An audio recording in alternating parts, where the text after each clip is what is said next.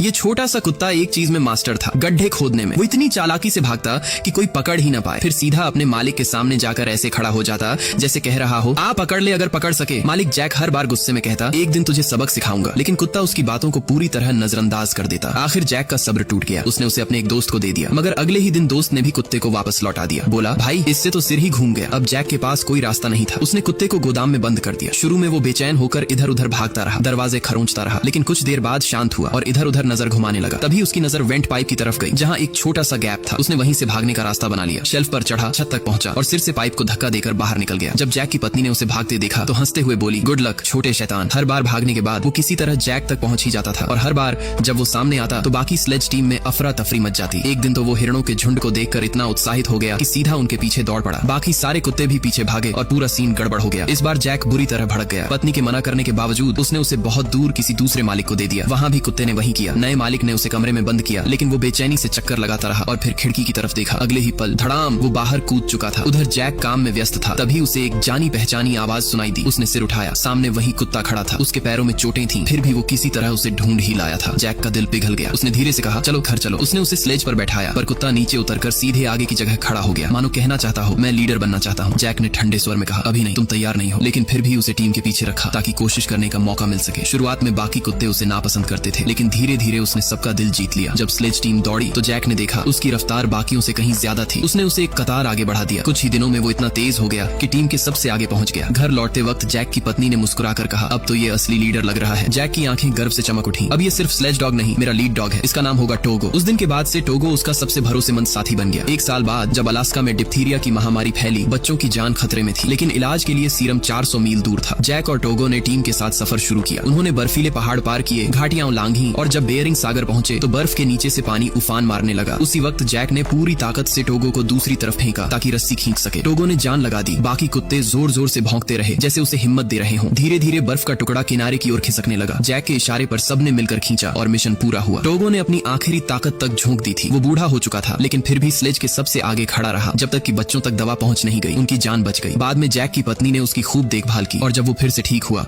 तो वही पुराना टोगो वापस आ गया। पहले जैसा जोश, वही मुस्कान और वही दौड़कर अपने मालिक की ओर आने वाली पुरानी आदत।